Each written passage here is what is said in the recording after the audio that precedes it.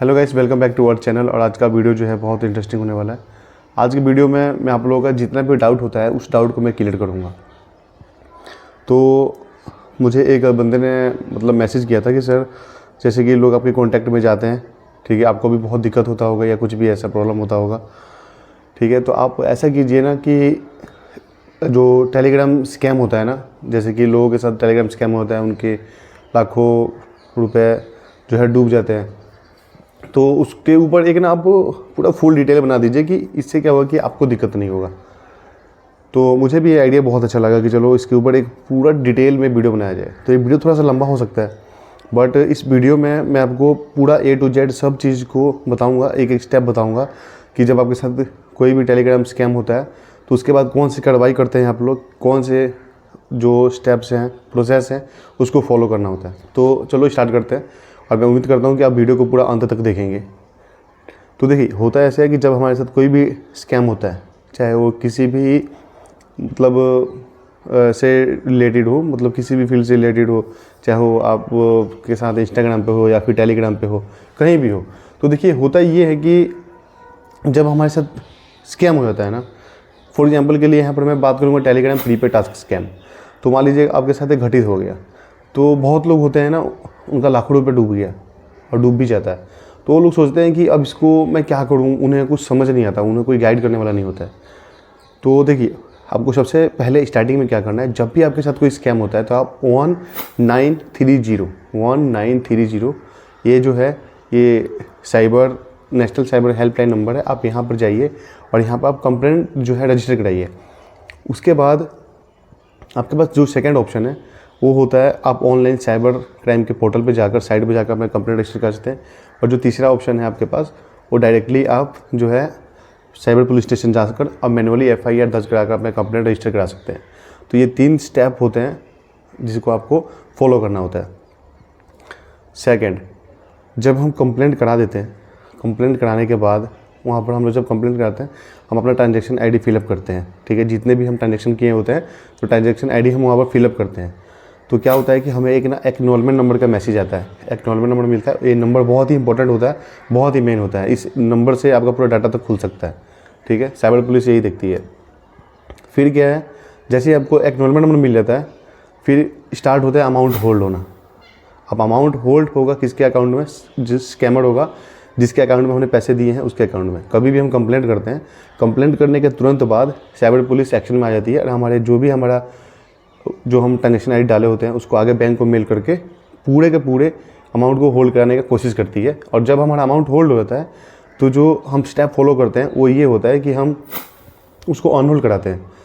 तो हमेशा एक बात याद रखिएगा, जब भी हमारे साथ कोई स्कैम होता है और जब हम कंप्लेंट करते हैं, मान लीजिए कि आप 1930 पर गए, कॉल किए, आपने कंप्लेंट रजिस्टर कर दिया, तो उसके बाद क्या होता है कि साइबर, जैसे हम कंप्लेंट करते हैं ना, हमारे कंप्लेंट को तुरंत हमारे नज़दीकी, हमारे जो शहर में सबसे नज़दीक हमारा जो साइबर पुलिस स्टेशन होता है वहाँ पर ट्रांसफ़र किया जाता है, जहाँ पर हमें गवर्नमेंट की तरफ से एक IO प्रोवाइड किए जाते हैं, यानी कि इन्वेस्टिगेशन ऑफिसर। जब भी आपके साथ कंप्लेंट हो, चाहे स्कैम हो, आप कंप्लेंट कर दिए हो, तो आप तुरंत कंप्लेंट करने के बाद अपने IO से ज़रूर मिलें, ठीक है, ये चीज़ हो गया। क्योंकि जब हमारा अमाउंट होल्ड होता है तो अमाउंट को अनहोल्ड कराने का जो अथॉरिटी होता है किसी के पास नहीं होता है। आपका जो अमाउंट होल्ड होगा, अनहोल्ड कराना पड़ेगा उसको, तो सिर्फ ये जो आपके IO होंगे वही आपको गाइड करेंगे, वही आगे बैंक को मेल करके आपका पैसे रिलीज करवाएंगे, ठीक है। तो देखिए, अब होता क्या है कि जब हमारा अमाउंट होल्ड हो गया, अब अनहोल्ड कराने की बारी आती है, तो जो साइबर पुलिस आपके जो IO होंगे वो क्या करते हैं, आगे बैंक को मेल करते हैं कि देखिए ऐसा ऐसा है, हमने वेरीफाई किया है इनका। वेरीफाई करने का मतलब है कि आपका वेरिफिकेशन किया जाएगा कि आप ही वो पर्सन हो जिन्होंने कंप्लेंट किया है, जो भी डॉक्यूमेंट्स आप दिए हो आप ही हो, ये कंफर्म करने के लिए आपका वेरिफिकेशन होता है। जब आपका वेरिफिकेशन होता है तो क्या होता है कि आगे जो अधिकारी होते हैं आपके IO, वो बैंक को मेल करके और ये बोलते हैं कि जो भी अमाउंट होल्ड हुआ है उसको रिलीज़ कर दीजिए इमीडिएटली हमारे विक्टिम्स के अकाउंट में, क्योंकि हमने वेरीफाई किया कि यही वो पर्सन है जिन्होंने कंप्लेंट किया है, ठीक है, और ये अमाउंट है, उनका अमाउंट ही फ्रॉड हुआ था, फंसा हुआ था। तो फिर कितनी बार ऐसा होता है कि जो सामने बैंक वाला है वो हमेशा ऑब्जेक्शन कर देता है कि नहीं, ऐसे नहीं होगा, आप ऐसा करो, उनको बोलो कि जो कोर्ट ऑर्डर है, कोर्ट ऑर्डर लेकर आएँ। तो इस केस में क्या होता है कि आपके जो साइबर पुलिस होते हैं, यानी कि आपके IO साहब जो होंगे, वो आपको बोलेंगे कि आप जाइए और जाकर कोर्ट ऑर्डर लेकर आइए। तो लोग यहाँ डर जाते हैं कि कोर्ट कचहरी का चक्कर काटना पड़ेगा। बहुत ही ईजी और बहुत ही आसान होता है।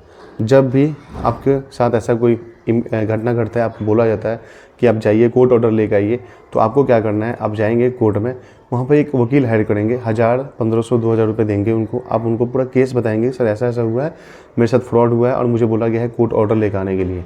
ठीक है, हमारे साहब ने, आईओ साहब ने बोला कि कोर्ट ऑर्डर लेकर आओ। तो कोर्ट ऑर्डर लेने के लिए वकील आपने हायर कर लिया। वहाँ पर आपका आधार कार्ड का फ़ोटोकॉपी, जो ट्रांजैक्शन आईडी होगा उसका फ़ोटोकॉपी, उसके बाद जहाँ पर आपके साथ इंसिडेंट होता था, टेलीग्राम, इंस्टाग्राम, कुछ भी हो उसका फ़ोटोकॉपी, जैसे जैसे आपके साथ जो जो इंसिडेंट हुआ है उसके बारे में कुछ लिख कर, जो जो एक्शन लिया है आपने वो लिख कर, और क्या करना है, एक फ़ाइल रेडी करवाना है, आगे कोर्ट को सबमिट कर देना है। कोर्ट ऑर्डर देगा। जैसे ही कोर्ट ऑर्डर देता है तो ये जो कोर्ट ऑर्डर होता है वो डायरेक्टली आपके साइबर पुलिस स्टेशन मेल किया जाता है।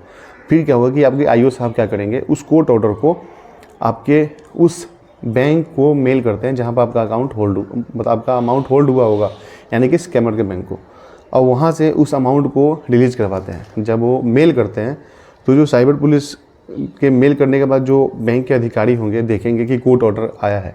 तो देखिए, हमेशा याद रखिए आप लोग, जो कोर्ट ऑर्डर होता है उसको फॉलो करना होता है, चाहे कोई भी हो, दुनिया का कोई भी इंसान हो, ठीक है, कितना भी बड़ा अधिकारी क्यों ना हो, अगर कोर्ट का ऑर्डर गया हुआ है तो उसको फॉलो करना होगा।